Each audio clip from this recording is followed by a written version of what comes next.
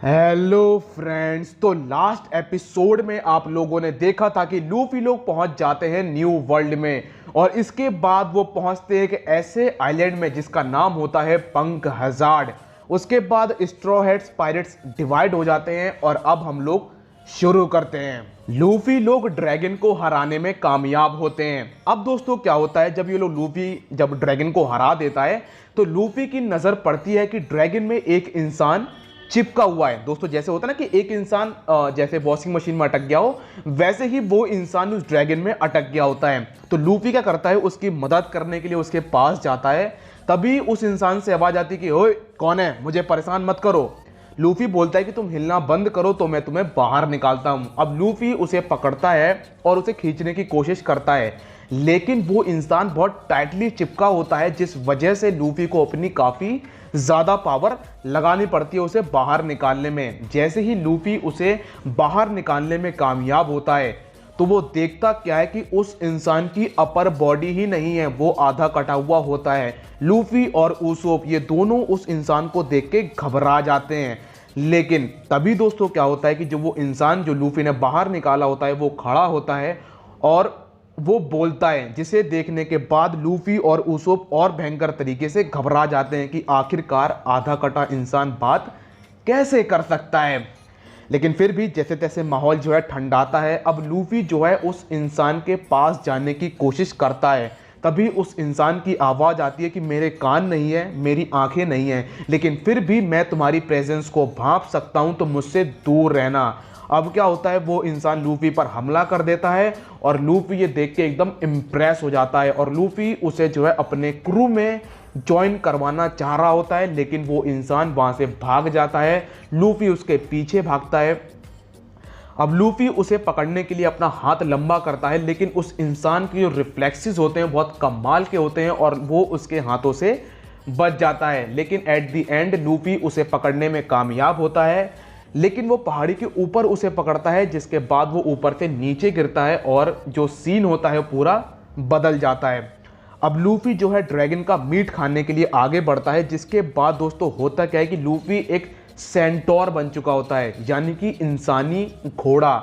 अब लूफी थोड़ा सा मीट खाता है, जिसके बाद निको रोबिन कहती है कि देखो हम लोग यहाँ पे ज़्यादा देर नहीं रुक सकते हैं, हमें आगे बढ़ना होगा। अब लूफी लोग आगे बढ़ते हैं तो इनकी नज़र पड़ती है दोस्तों कि अगर हम लोग थोड़ा सा आगे और जाएं तो हम लोग बर्फीले इलाके में पहुंच जाएंगे। ये लोग आग के दरिया में होते हैं और अगर थोड़ा सा आगे बढ़ें तो हम लोग जो है ठंडे इलाके में पहुंच जाएंगे। तो लूफी तो भागना शुरू कर देता है, लेकिन उसोप का दिल बिल्कुल नहीं होता है कि वो ठंडे इलाके में जाए। तभी उसोप की नज़र एक ऐसे क्रिएचर पे पड़ती है जिसके जो पैर होते हैं वो चील जैसे होते हैं और जो ऊपर का शरीर होता है वो एकदम इंसानी जैसा होता है। तो उसोप उसे देख के डर जाता है और वहाँ से भागना शुरू कर देता है। जिन लोगों ने सांजी लोगों को बेहोश किया होता है, अब वो अपने मास्टर के पास पहुंचते हैं और वो उनसे बोलते हैं कि सर हमें एक शिप मिली और इस शिप में ये लोग थे, मेरे ख्याल से ये पायरेट्स हैं, तो अगर हम इन्हें गायब भी कर दें तो लोगों को कोई चिंता नहीं होने वाली है।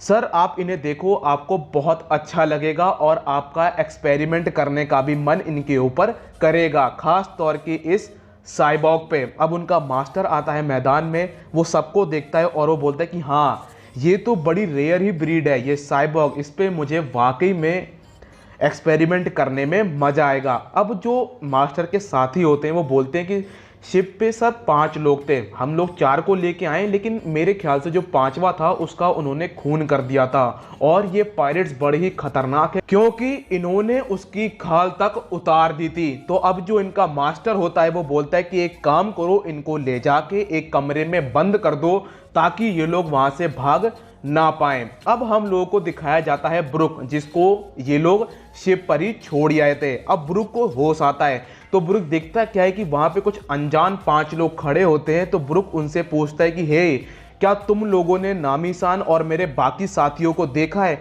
तो वो लोग एकदम से घबरा जाते हैं ब्रुक को देखकर और वो ब्रुक के ऊपर गोलियां चला देते हैं। अब दोस्तों क्या होता है, जो फ्रैंकी होता है उसे होश आता है, वो देखता क्या है कि सांजी गेट तोड़ने में लगा हुआ है। तभी फ्रैंकी बोलता है सांजी से कि तुम क्या कर रहे हो। इतने में जो नामी होती है उसकी आवाज़ आती है कि मुझे लगता है कि हमारी जो शिप थी उसमें किसी ने स्लीपिंग गैस छोड़ी थी। सांजी बोलता है कि हाँ, पूरे शिप में वो गैस फैली हुई थी और मैंने नोटिस किया, लेकिन वो बहुत देर हो चुका था। अब दोस्तों क्या होता है, ये सब आपस में बातें कर रहे होते हैं, तभी ये लोग नोटिस करते हैं कि इस कमरे में हम 4 लोग ही नहीं हैं, यहाँ पर एक और भी है। उसकी नज़र पड़ती है कि दोस्तों एक चेहरा है जिसके 8 टुकड़े हो रखे हैं। तो यहाँ पर जिसके 8 टुकड़े हो रखे होते हैं वो इनसे बोलता है कि क्या तुम मेरी शक्ल को जोड़ सकते हो, मेरी मदद कर दो।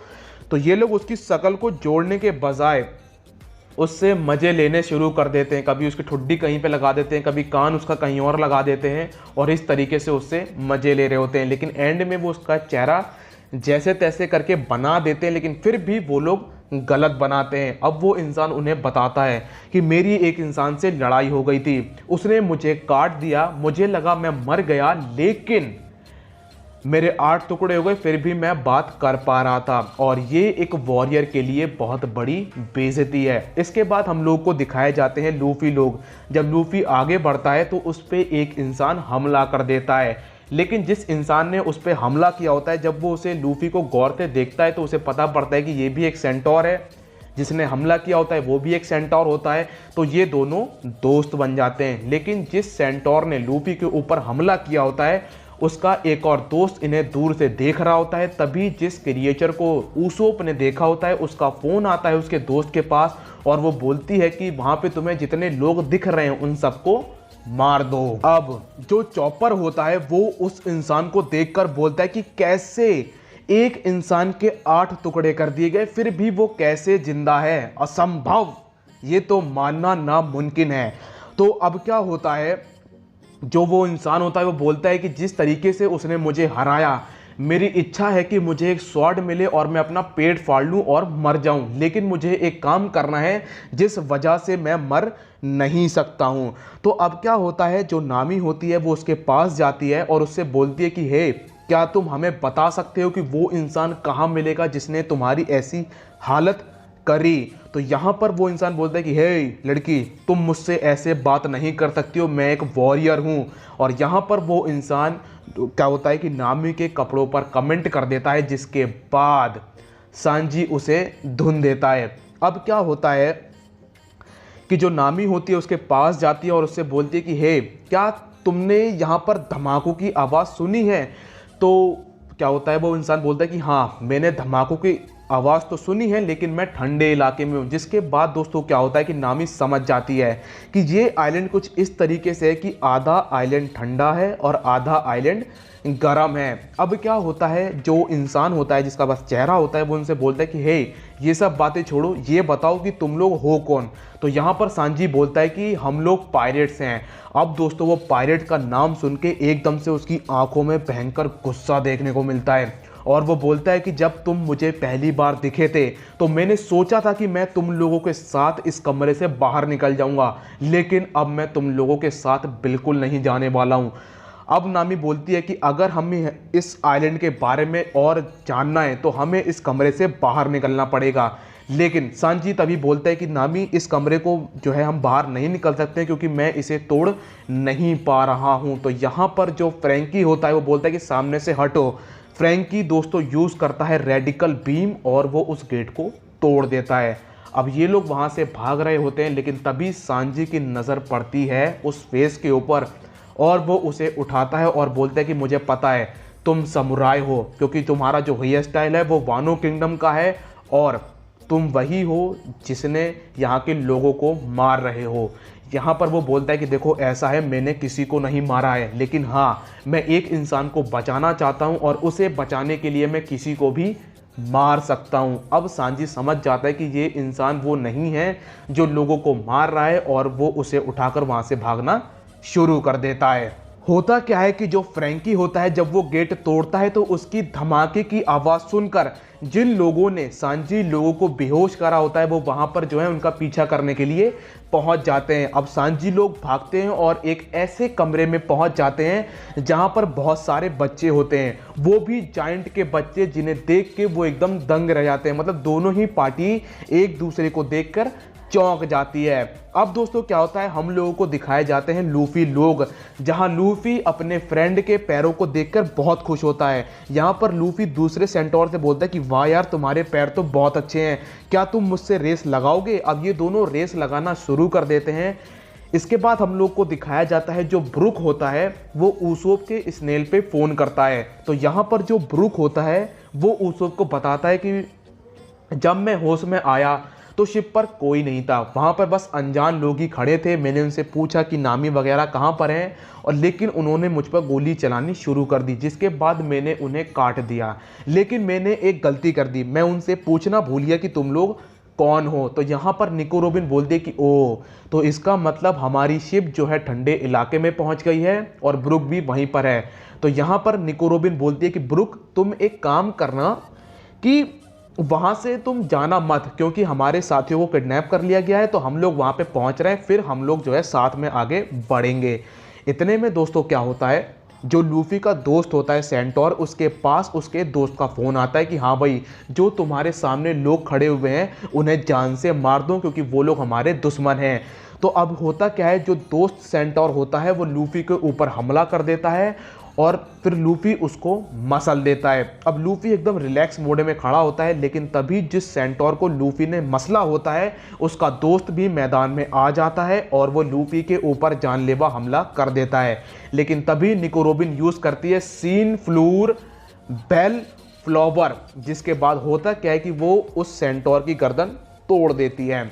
अब क्या होता है, अब सब जो माहौल होता है वो एकदम ठंडा हो चुका होता है और यहाँ पर लूफी बोलता है कि देखो, अब एक काम करना पड़ेगा कि हमारी शिप भी वहीं पर है, हमारे साथी भी वहीं पर हैं, तो हमें ये इलाका छोड़ के उस वाले इलाके में चलने की ज़रूरत है ताकि हम सब उन्हें बचा सकें। अब दोस्तों क्या होता है कि जो मास्टर होता है, वही उनका बॉस, वो पहुंचता है उस कमरे में जिस कमरे में फ्रैंकी लोग होते हैं। अब वो गेट को जो है देखता है कि गेट किस स्टाइल में टूटा हुआ है।